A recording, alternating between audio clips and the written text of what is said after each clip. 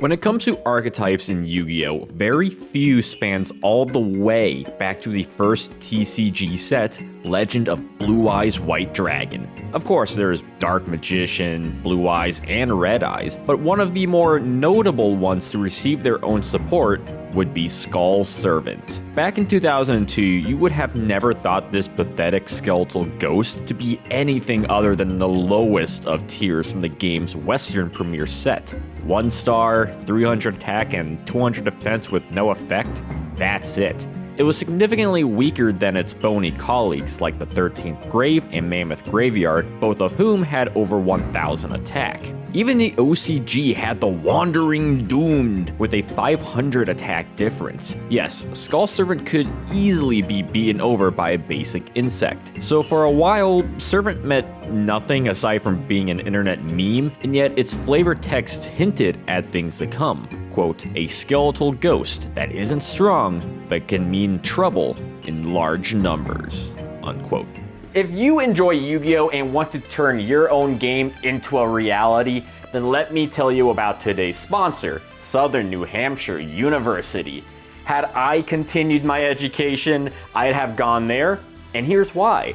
SNU is the perfect place to get a bachelor's degree in game programming and development, offering over 200 degree programs to get you started or continue on a career path you'll be sure to love.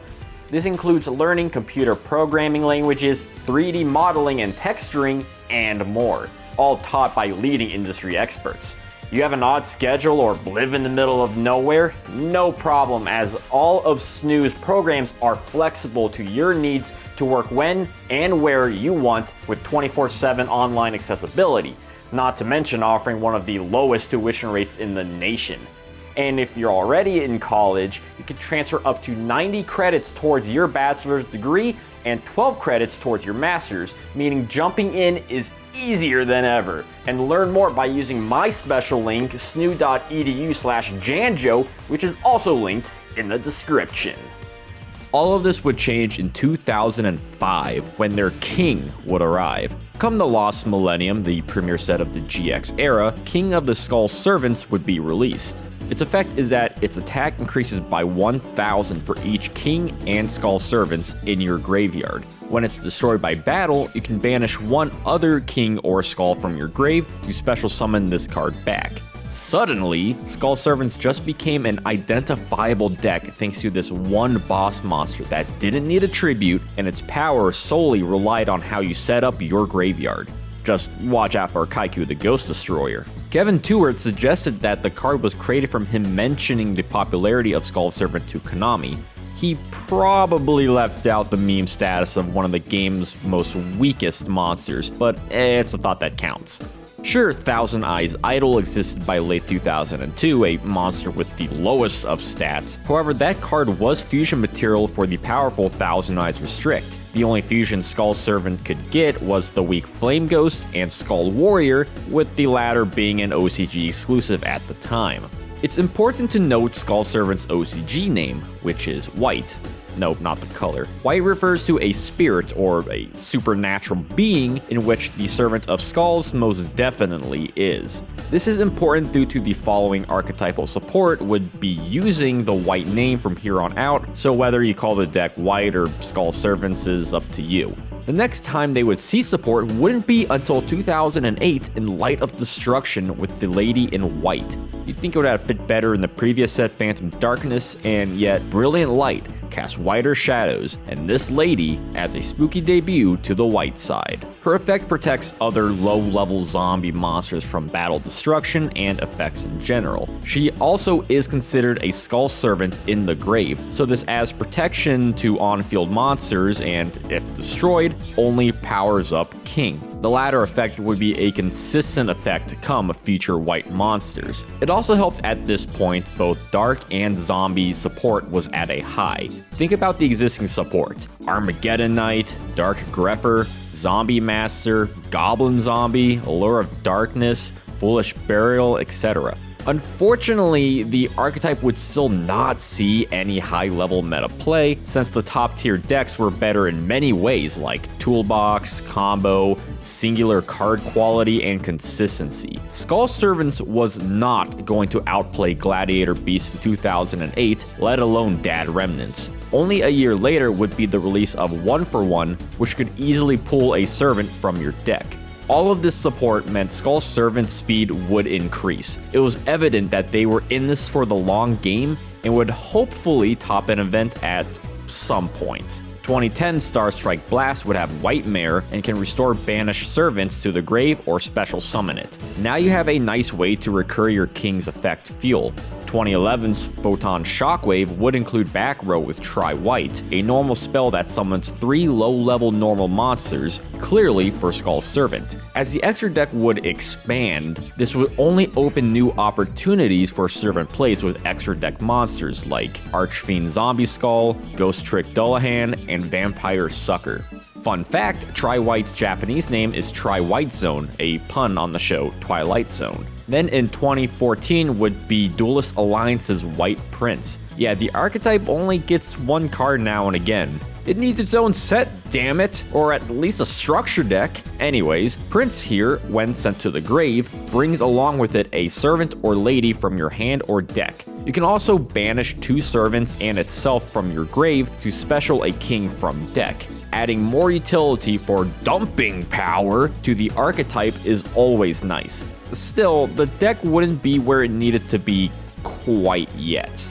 February 2017's Raging Tempest would introduce White Princess and her effect to dump a prince from deck to grave upon her summon. You can also send her from hand or field to grave to reduce all monsters on field stats depending on their level/rank. The effect further goes into the win condition of king stomping monsters. 2017, for all intents and purposes, was the year Skull Servants made their mark. It was this year and this year alone where the deck saw not 1, not 2, not 3, but multiple tops. This would all be thanks to the same set, Raging Tempest, introducing another powerful card. That grass looks greener. This normal spell reads, quote, if you have more cards in your deck than your opponent does, send cards from the top of your deck to the graveyard so you have the same number of cards in the deck as your opponent, unquote.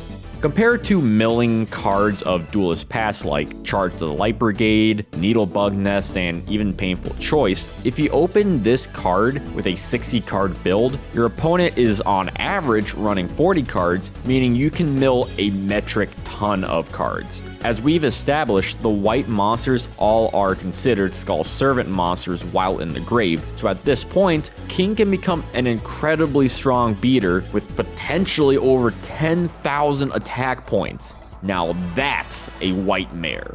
The first top of 2017 would be top 8 at the London Regional in February, piloted by Duelist Unknown. Whether you want to call this Skull Servant or a grass deck is up for debate, given all the cards this deck has aside from the whites: Shiranui, Gem Knight, and Lightsworn. But the additions also make sense to the Skull game plan, which is to fill the graveyard with bones. Lightsworns accomplish this beautifully, and with a 60 card deck, running Gem Knight Garnet for Brilliant Fusion drastically cut down your breaking chance. Shiranui are already great zombie support, so why wouldn't you run them? This is certainly a weird deck that fills the grave up like a running faucet. Maybe you could call them Try White Sworn. Then in another top 8 in the France Regional in March, Jean-Philippe Lucas would adopt a Shadal engine, which has a similar function to Lightsworn's, in where they gain effects should they be sent to the grave by an effect. That same month at YCS Guatemala, Tomas Bianco would get top 16 with a similar build, just now with an invoked twist.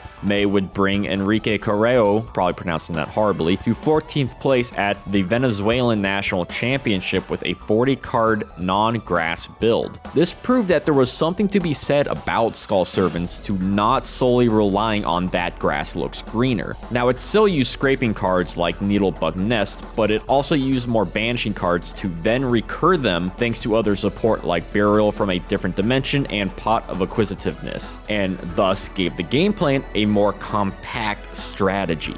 And furthermore, using support like Electromagnetic Turtle, Breakthrough Skill, and Lost Wind to keep your on-field monsters on field. Going to New Jersey YCS in August, Dylan Johnson would obtain Skull Servant's highest and final top, that being second place. So close. Like what Kuroyo succeeded with, Johnson would bring a 40-card Skull Servant deck, but in his variant, he would apply the popular Lightsworn engine. He would rely less on a soul banishing strategy and only use it when needed with DDR. Otherwise, the Lightsworn milling mechanic still did a great job alongside 3 copies of Needlebug Nest. To do this in a time where Zodiacs ran rampant was no easy task and a testament to the compiled ability of Skull Servants.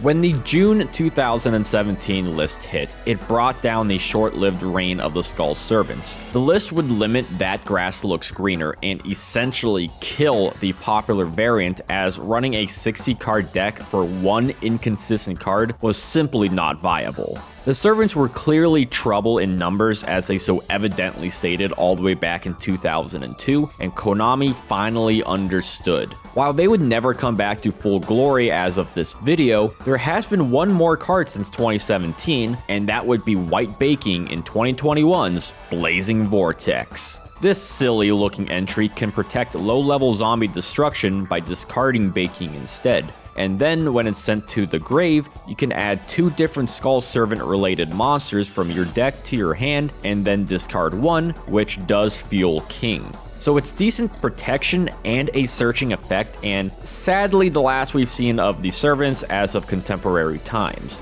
From meme to meta, from a servant to a king. This zombie-oriented archetype has been with the TCG since the very beginning, and almost just as long in the OCG, debuting in the starter box. While zombie as a deck wouldn't get any significant support until 2003, Skull Servant would have to wait until 2005 and slowly get drip-fed new cards once every few years. All of which culminated in an incredibly productive early 2017 period, using everything the game has given them. Even though many of its tops could be attributed to a certain patch of green grass, the fact that non-grass builds with 2 different strategies topped around the same time says something for the legitimacy that the King of the Skull Servants provides. It is not out of the question that one day the clan of Doomed Wanderers will take on more trouble in even larger numbers. After all, stranger things have happened, and all it takes is one wrong turn to find yourself back in the Tri-White Zone.